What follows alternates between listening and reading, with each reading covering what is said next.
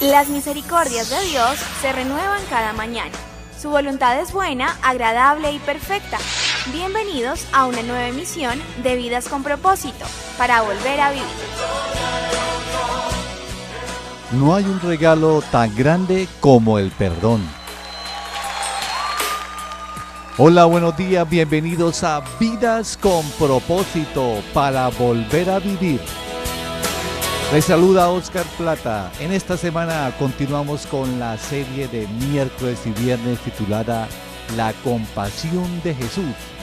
Y veremos el segundo tema de esta serie.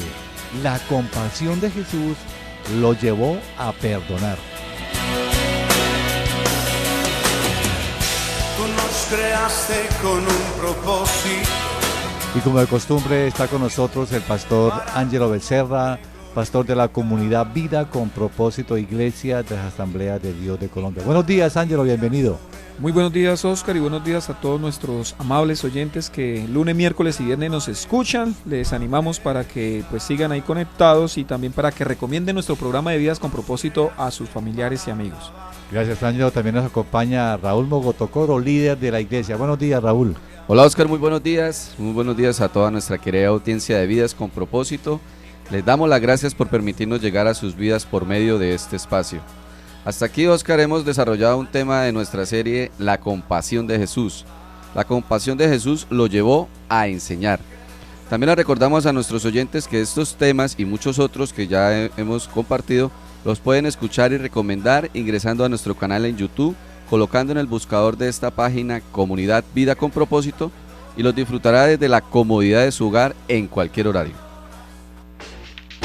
Estás escuchando Vidas con Propósito, para volver a vivir. Entremos en materia. Pastor Ángelo, muy buenos días. ¿Por qué el tema de hoy, la compasión de Jesús, lo llevó a perdonar? Buenos días, Raúl, y paso a contestarle su pregunta. ¿Por qué el tema de hoy? Porque yo creo que hay muchos cristianos y también no cristianos que no han entendido el tema del perdón. Ellos pues no han logrado comprender en sus mentes y en sus corazones lo que es el perdón de Dios con sus respectivas implicaciones. Bueno, Ángelo, ya que usted dice que no han entendido en cuanto al tema del perdón, ¿qué es lo primero que deberíamos entender acerca del perdón divino? Lo que debemos entender, y lo primero, o sea, como fundamento, como base, es que el perdón divino es dado por compasión. Es decir, es por el amor, es por la misericordia, es por la gracia, por el favor de Dios que Él decide perdonar al pecador. O sea, no hay nadie sobre la tierra que pueda exigirle a Dios que le perdone. Oscar, ¿usted ha escuchado la frase, Dios me tendrá que perdonar? Sí, es muy común. Es bastante común. Eso sencillamente no es bíblico. Además de reflejar falta de arrepentimiento, también podríamos decir que es una muestra de insolencias hacia el Señor. Más bien, nosotros podríamos entender que Dios en su gracia y en su compasión decide perdonarnos cuando nos acercamos a Él en arrepentimiento y en humillación por medio de los méritos de Jesucristo. Y hay un pasaje que refleja la gran compasión de Jesús que lo llevó a perdonar, y permítame lo leo. Juan 8 del 1 al 11 dice así: Pero Jesús se fue al monte de los olivos. Al amanecer se presentó de nuevo en el templo. Toda la gente se le acercó y él se sentó a enseñarles. Los maestros de la ley y los fariseos llevaron entonces a una mujer sorprendida en adulterio y poniéndola en medio del grupo le dijeron a Jesús: Maestro, a esta mujer se le ha sorprendido en el acto mismo de adulterio. En la ley Moisés nos ordenó apedrear a tales mujeres. ¿Tú qué dices? Con esta pregunta le estaban tendiendo una trampa para tener de qué acusarlo. Pero Jesús se inclinó y con el dedo comenzó a escribir en el suelo. Y como ellos lo acosaban a pregunta, Jesús se incorporó y les dijo: Aquel de ustedes que esté libre de pecado, que tire la primera piedra. E inclinándose de nuevo, siguió escribiendo en el suelo. Al oír esto, se fueron retirando uno tras otro, comenzando por los más viejos, hasta dejar a Jesús solo con la mujer, que aún seguía allí. Entonces él se incorporó y le preguntó: Mujer, ¿dónde están? ¿Ya nadie te condena? Nadie, Señor. Tampoco yo te condeno. Ahora vete y no vuelvas a pecar. Pastor Ángelo, los teólogos afirman que según la ley del Antiguo Testamento, esta mujer debía morir. Así es, Raúl, según la ley judía, esta mujer merecía la pena capital. Pero vea, la compasión de Jesús no solo la salvó de la lapidación, sino que le concedió el perdón que ella no merecía. Él la salvó para vida eterna. Vea, este episodio es bastante curioso, pues quienes quieren matar a la mujer, en realidad lo que querían hacer era tenderle una trampa a Jesús para que por medio de sus declaraciones ellos tuvieran como un argumento sólido para quitarle la vida al maestro. ¿Por qué dice esto, pastor? Porque tanto los doctores de la ley como los fariseos sabían que una declaración en contra de la ley de Moisés era una prueba suficiente para acabar con Jesús. Para ello, pues se valen de la misma ley que legislaba con la pena de muerte el pecado del adulterio. Vea lo malvado que eran los doctores de la ley y los fariseos. Están utilizando la misma ley para poder matar a Jesús. Bueno, y esto nos muestra que los doctores de la ley y los fariseos eran bien apegados y amaban la ley mosaica. Que eran apegados, sí. Que amaban a la ley mosaica, pues no. En realidad los religiosos no amaban la ley. Y hasta cierto punto, Oscar, podríamos también afirmar que tampoco eran como tan apegados a la ley. Pues la ley decía que los dos implicados en el adulterio debían morir. No obstante, pues ellos se presentan solo con la mujer. ¿Qué deja ver esto? Pues esto lo que deja ver es que todo se estaba fraguando como un complot para matar a Jesús. Y la mujer, pues obviamente no era valorada en la sociedad judía. Vea cómo dice la ley. Le voy a leer Levítico 20:10. Este texto de la ley, de la Torá, lo conocían muy bien los fariseos y los doctores de la ley. Si alguien comete adulterio con la mujer de su prójimo, tanto el adúltero como la adúltera serán condenados a muerte. Y por este pasaje entonces vemos que esto fue premeditado. Esta situación del adulterio fue premeditada porque ellos llevaron únicamente a la mujer. Fue una situación planeada por los fariseos para llevar a esta mujer frente a Jesús. Ahí es donde está el complot. Traman el adulterio, o sea, tuvieron que haber buscado a algún hombre para que cometiera el acto, pero no llevan al hombre, solamente se llevan a la mujer. Pastor, ¿cómo resolvió Jesús tan tremendo desafío? Pues lo resolvió con sabiduría, como lo caracteriza a él, ¿no? Y lo sorprendente de la sabiduría de Jesús es que él acude al verdadero sentido de la ley, y con esto pues protege a la mujer. Él les dice que solo podría efectuar el castigo quien no hubiese quebrantado la ley. Impresionante, ¿no? Vea, Juan 8:7 dice, y como ellos lo acosaban a preguntas, Jesús se incorporó y les dijo, aquel de ustedes que esté libre de pecado, que tire la primera piedra.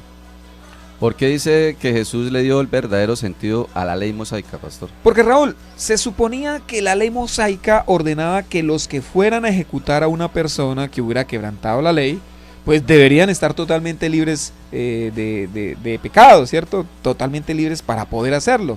Es decir, no podía alguien culpable de pecado, cualquiera de la ley, condenar a muerte a otra persona. Eso sería pues totalmente injusto y no reflejaría ni la santidad ni la justicia de Dios. Pero esta gente que no guarda la ley sí quiere aplicarle el rigor de la ley a una mujer que ha caído en adulterio. Entonces lo que Jesús hizo fue poner a los doctores de la ley y a los fariseos en evidencia. ¿Y qué manera de dejarlos en evidencia, Oscar? Uno tras otro, dice ahí el pasaje de Juan, desde los más viejos hasta los más jóvenes, así cabizbajos, salieron de la escena porque pues las poderosas palabras de Jesús los acusaban de su hipocresía y de los demás pecados ocultos que habían en ellos. Todos, absolutamente todos los que habían ido con el propósito de matar a esta mujer, de lapidar a esta mujer, todos eran transgresores de la ley, y Jesús con esta declaración tan sencilla los puso en evidencia. Bueno, ¿la quieren apedrear? Pues el que esté libre de pecado, arranque y empiece a lapidarla. Pues no, la conciencia les acusó y tuvieron que salir. ¿Cómo ve usted este acto de Jesús?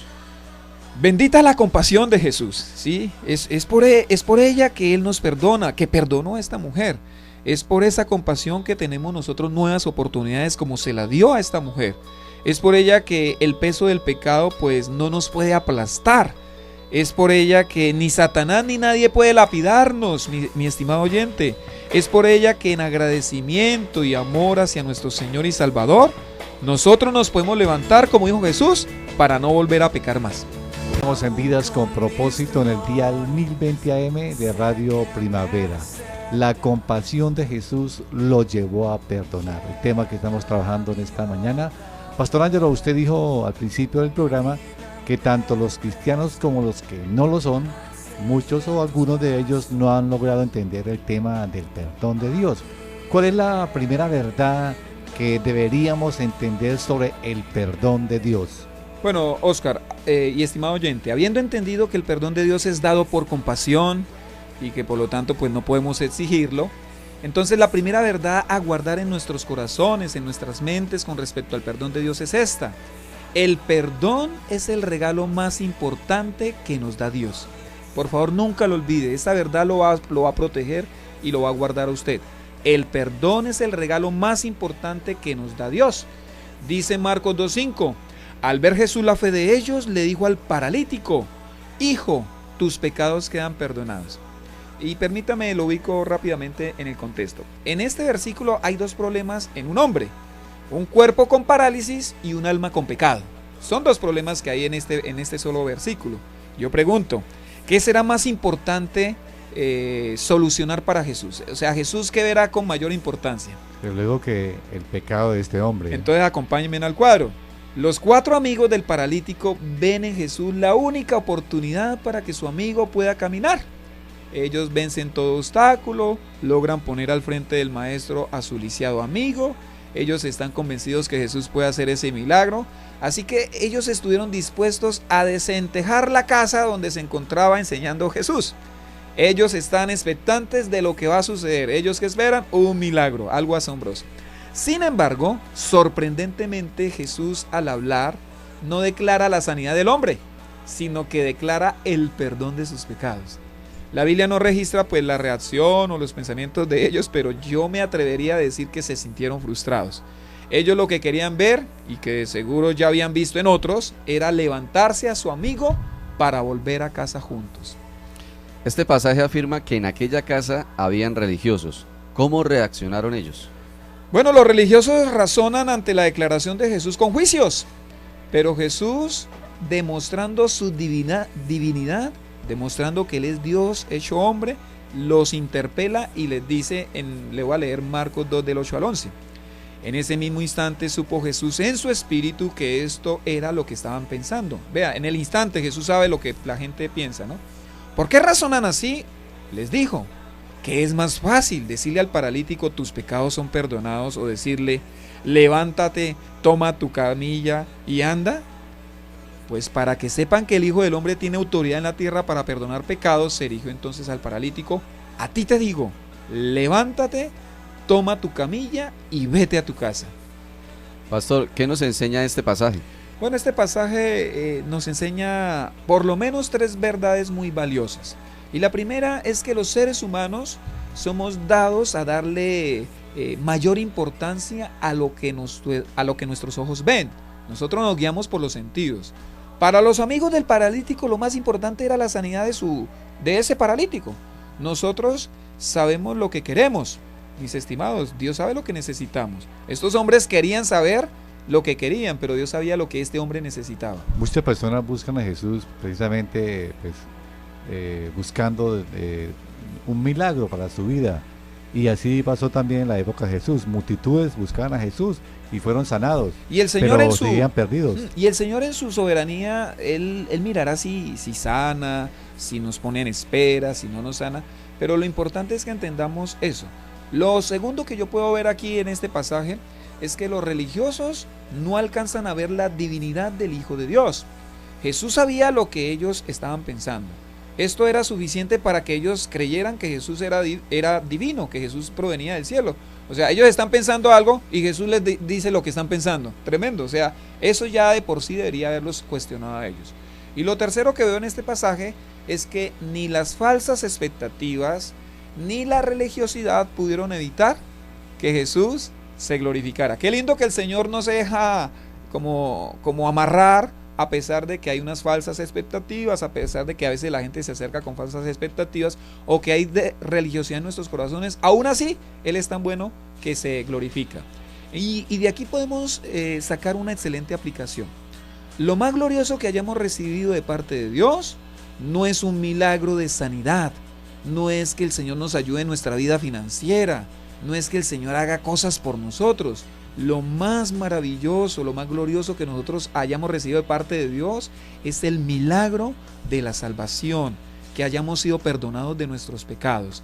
Entender eso hará que nuestra óptica frente a las pruebas cambie y que tengamos una fe auténtica que sobrepase toda circunstancia. Vamos entonces a escuchar ahora un mensaje a la conciencia con el hermano Pablo, que nos ilustra más sobre el tema que estamos respondiendo en esta mañana. Un mensaje a la conciencia, un momento de reflexión en la vida diaria. Escúchelo en la voz del hermano Pablo. El crimen había sido espantoso: secuestro, violación y asesinato. Todas las leyes del mundo aplicarían la pena máxima, y el estado de Washington, Estados Unidos, la aplicó a Wesley Allen Dodd: muerte por ahorcamiento. Dodd no se opuso al largo juicio, ni cuando el jurado lo declaró culpable y el juez dictó la sentencia. Su rostro demostraba cierta humildad. Inclusive, parado ya en el cadalso y con la soga al cuello, dijo: yo había dicho que en este mundo no había paz, pero me equivoqué. Aquí en mi celda yo he hallado paz y esperanza en el Señor Jesucristo. Momento después, su cuerpo se balanceaba al extremo de la cuerda. Amigo, Dodd había sido un hombre malvado. Con toda conciencia y sabiendas, secuestra a 3 niñas, las viola y las mata, solo por el placer que le producía. Nunca en su breve vida, de solo 31 años, mostró buenos sentimientos. Pero en la cárcel alguien le dio el mensaje que todo ser humano debe escuchar siquiera una vez en su vida: el mensaje de Cristo. Y Dodd comprendió el mensaje y aceptó a Cristo Jesús como el Señor de su vida. Este hombre, cargado de tremendas culpas, hizo 2 cosas. Reconoció que era pecador, de lo cual ningún jurado ni ningún juez lo hubiera convencido, y arrepentido sinceramente, aceptó a Jesucristo como su único Salvador. En los últimos días de su vida, halló la paz y la esperanza que nunca había tenido. Surge, amigo, la pregunta: ¿será justo que un criminal que ha cometido tantos hechos horrendos reciba tan fácilmente el perdón de Dios y la vida eterna? Otra pregunta: ¿debe dársele la pena capital al que humildemente se arrepiente y demuestra un cambio total de carácter y de vida? En esto último, amigo, la relación con Dios, óigalo, por sincera que sea, por profundo que haya sido el arrepentimiento y por maravilloso que haya sido el cambio en su vida, no anula la deuda que se tiene con la ley. Esta tiene que pagarse. En cuanto a la pregunta primera, la Biblia dice que Dios no hace acepción de personas. Todo el que a Él viene, cualquiera haya sido su pecado, si con absoluto arrepentimiento se humilla ante Dios su Creador, Dios lo perdona. Inclusive la muerte de Cristo en la cruz borra todos sus pecados. Entréguele, mi amigo, su vida a Cristo Jesús. La gracia de Dios le hará más fácil el sometimiento a la ley del hombre, y usted tendrá además la vida eterna. Lo más importante es suyo, mi amigo, es su alma. Entréguese a Jesucristo, y Él hoy mismo, mi amigo, el momento en que usted lo haga, lo salvará. Estás escuchando Vidas con Propósito, para volver a vivir. Pastor Ángelo, en cuanto al tema de la compasión de Jesús, lo llevó a perdonar, y de lo cual implica pues hablar del perdón y del arrepentimiento que es necesario para alcanzar el perdón. Porque hoy en las iglesias, digamos, del siglo XXI, poco se trata este tema. Hay más temas relacionados con, de pronto, la prosperidad, las metas, la visión, el crecimiento, pero este tema tan vital ha pasado a un segundo plano. Yo creo que eso es un engaño de las tinieblas que algunas iglesias pues han creído. Algunos predicadores, quizás en su afán de alcanzar a las personas, digamos que eso no es tan malo, ¿no? Querer alcanzar a la gente con el mensaje de la palabra, de alguna manera empiezan a negociar ese mensaje. Entonces, claro, no quieren ser hostiles o parecer hostiles a la gente. Entonces, para que alguien se arrepienta, como ahorita diría el hermano Pablo en un mensaje a la conciencia, necesita primero arrepentirse. O sea, para que alguien se arrepienta, rectifico, dije ahí una redundancia, para que alguien se arrepienta, primero necesita reconocer que es malo, necesita reconocer que hay pecado en su corazón. ¿Cómo lo va a reconocer si no se le dice, si nadie le muestra, si nadie le señala? Entonces ahí es donde, digamos, radica uno de los grandes problemas de la iglesia en el presente. Entonces la iglesia no está predicando el evangelio, la centralidad del evangelio. Podemos predicar moralidad basados en la Biblia, pero sin predicar el evangelio. ¿La Biblia nos manda a ser buenos? Sí. ¿La Biblia nos manda a no robar? Sí. ¿A ser buenos ciudadanos? Sí. ¿A ser buenos esposos? Sí.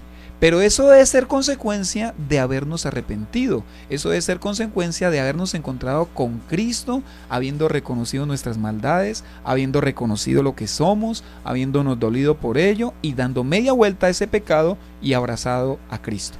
Ser compasivo con la gente es mostrarle que requieren de arrepentimiento para que alcancen el perdón, porque si no estarán perdidos.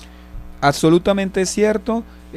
Sin arrepentimiento no hay perdón de pecado. O sea, triste que las iglesias se nos puedan llenar, y qué lindo que lleguen, pero triste que se llenen de gente no arrepentida en su corazón, de gente que no ama a Cristo, de gente que no respeta su palabra, pues nunca han nacido de nuevo, y si nunca han nacido de nuevo, sus nombres no están en el libro de la vida y no serán salvos, se van a perder eternamente. Y eso es más trágico, porque la gente piensa que como está en la iglesia, como va al culto, como ora, como ofrenda o diezma o hace 10,000 cosas, entre comillas cristianas, piensa que por solo eso, por solo hacer esas acciones, entonces ya son salvos. Viven un autoengaño en las mismísimas iglesias cristianas. Y claro, como no escuchan el mensaje tan fuerte del arrepentimiento, de volverse a Cristo, pues entonces nunca van a sentir la necesidad de arrepentirse, porque se creen buenos, se creen buenas, nunca se vuelven a Cristo.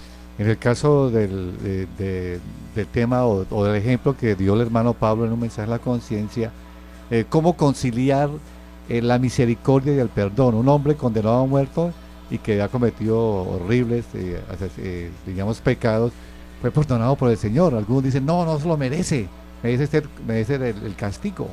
No se lo merece, pues que nadie lo merece, ni él ni nosotros. Nadie merece el perdón de Dios. Este es posible únicamente por los méritos de Cristo Jesús en la cruz. Entonces ahí Cristo es exaltado, y ese es el propósito de Dios, que su Hijo Jesucristo sea conocido y exaltado entre todos. El perdón es por gracia. El perdón es únicamente por la gracia de Dios. Estimados oyentes de Vidas con Propósito, el próximo viernes continuamos con la segunda parte de este tema, aquí en el dial 1020 AM de Radio Primavera y por internet a través de radioprimavera.com. También le invitamos a nuestras reuniones los días domingos en Piedecuesta a las 8 de la mañana en la carrera séptima número 450, lo mismo que en el poblado municipio de Girón a las 8 de la mañana en nuestra sede ubicada en el restaurante y asadero Superpollo en la carrera 26 número 4121, segundo piso. Y en Bucaramanga a las 5 de la tarde en la carrera 18 número 1922, Colegio Americano. Apreciados oyentes, si desea comunicarse con nosotros, nos puede llamar al teléfono 316-404-3113. Recuerde, 316-404-3113. También nos puede escribir cualquier comentario al correo electrónico comunidadvidaconpropósito@gmail.com o en Facebook en el muro de Vidas con Propósito. Así que los esperamos el próximo viernes. Gracias por escucharnos. Les deseamos que pasen un día muy feliz.